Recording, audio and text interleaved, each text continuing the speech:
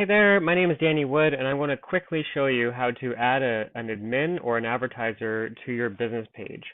So what you want to do is go to Facebook, up at the top, search the name of your business page. So for me, it's Dan Wood Coaching. We want to choose it. And then you're going to see up at the top in the middle, it says Business Manager, so you want to click on that.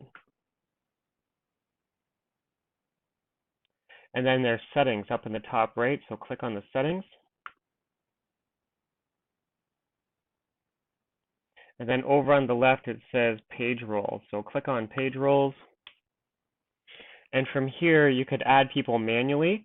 But if you have a business that is requesting access to be an advertiser or to be an admin, you have to scroll down further down on the list and you'll see them down here.